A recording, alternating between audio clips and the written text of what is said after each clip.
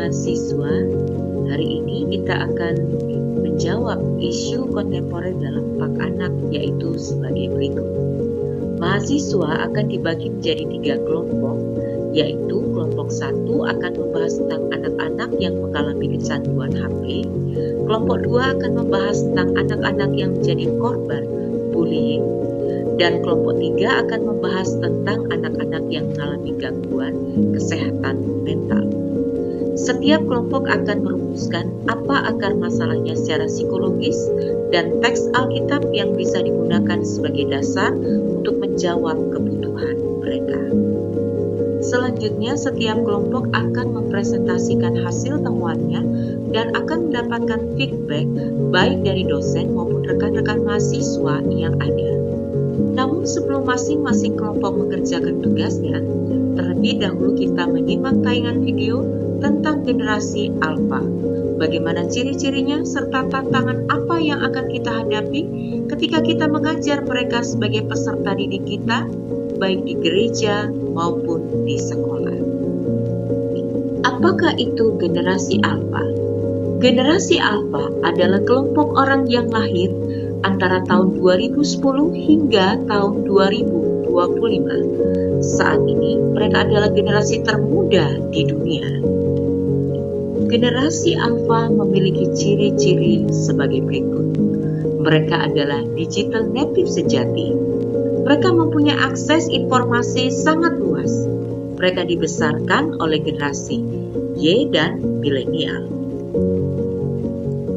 Mereka juga berpikiran global dan inklusif, dan mereka belajar untuk berubah. Beberapa tantangan yang dihadapi oleh pendidikan agama Kristen untuk generasi alfa. Pertama, gaya belajar yang berbeda dan metode lama kurang efektif. Selain itu, persaingan perhatian dengan dunia digital. Yang ketiga, kedalaman iman dan pengalaman rohani yang berkurang. Selain itu, penyaringan ajaran dan informasi.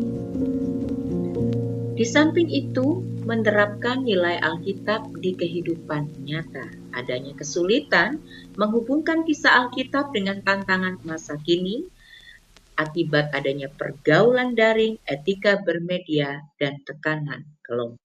Intinya, tantangan terbesar bukan teknologi, tapi menyampaikan firman Tuhan dengan cara yang relevan, menarik, dan membangun, agar tidak goyah di tengah arus zaman.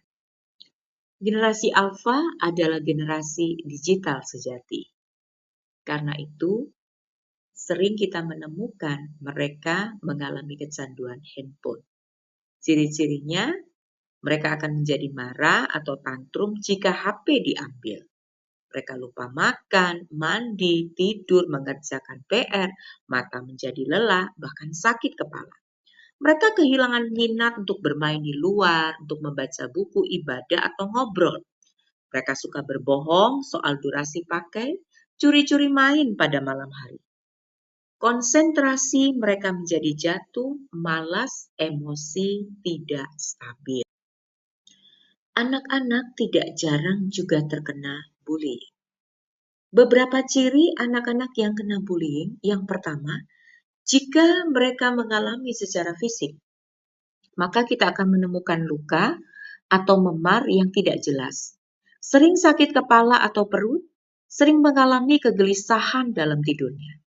Jika mereka mengalami bullying secara perilaku, mereka menjadi takut untuk ke sekolah, nilai mereka menjadi turun, ada barang-barang mereka yang hilang atau rusak, mereka menjadi suka menyendiri.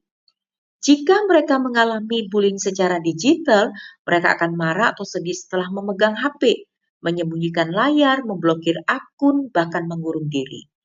Dan jika mereka mengalami bullying secara emosi, mereka akan menjadi cemas, rendah diri, mudah marah, diam, dan tidak mau bercerita. Anak-anak juga mengalami gangguan kesehatan mental.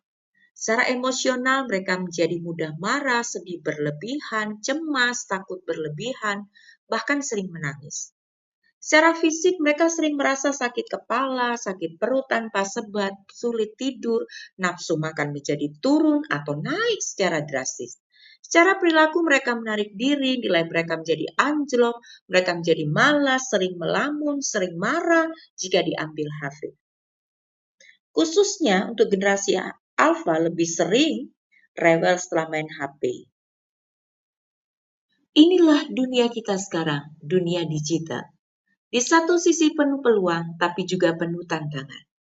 Anak-anak kita membutuhkan bimbingan, kasih, dan teladan agar tetap kuat dalam iman dan bijak di dunia digital. Mari bergandengan bersama membimbing anak-anak kita sehingga mereka tetap kuat dan teguh di dalam Tuhan. Tuhan memberkati kita sekalian.